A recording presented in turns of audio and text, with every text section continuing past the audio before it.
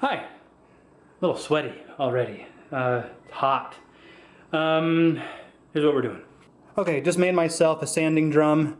Nothing fancy. Just some old 2x4 with some craft foam for padding, slot, so I can put a key in there to lock it in place, on top a piece of 1/4-inch bolt. And chuck it up in the drill press, and off it goes, and I can sand the inside curves a lot more easily. I have to be careful. Because this wood is so soft that I don't drill into or misshape, deshape, deform, whatever, the wood. Now, I want to keep as much of the inside character as possible, but I also want it to be smooth, so that is the main objective with this. First though, cleaning up the router blade marks from the inside of the rims on both sides, and then I will raise the table so I can use this on the interior section in there.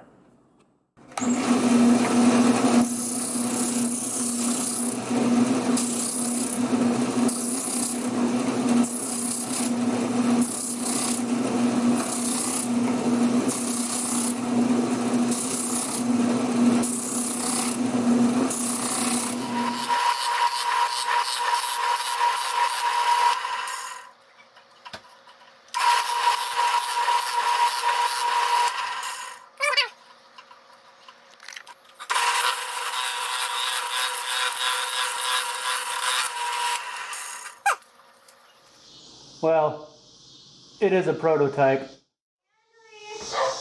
Okay, use a little bit of spray adhesive on the foam, only on one side, so it should still be able to peel off, and if not, who cares at this point?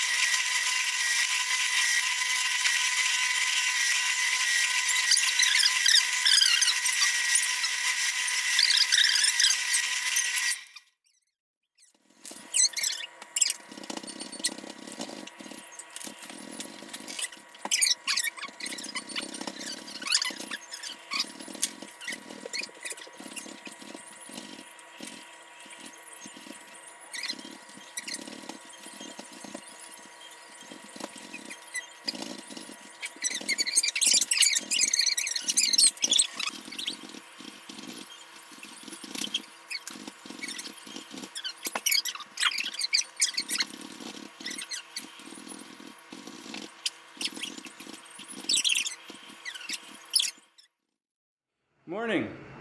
It is Saturday. We enjoyed some beautiful thunderstorms last night and the first rain in a couple of weeks. It's a busy day today. I've got my oldest is off at a cross-country meet that I unfortunately am not able to go and watch. My middle child has dance recitals today, and my youngest has a birthday party, and I need to get started on the next drum. There's plenty of wood in the first two doors that I do not need to cut up another door yet. In fact, this might get me through 3 snare drums. But before I jump into the second one, which will be a completely different style, layout, wood configuration, or whatever you want to call it, which I'll explain the best I can in a little bit, I want to show you how the first drum is going. I've got the first few coats of finish, or first several coats of finish on this one, and it's having a hard time focusing because it's glossy. There we go. Once I get enough of the finish, the high gloss polyurethane built up on the outside of the shell, I will I'll polish it. So we should, I've never done it this way, should, if it works, have just a mirror finish on this shell, which will actually look really nice. Usually I don't do that because I use harder woods and I like more of a matte luster kind of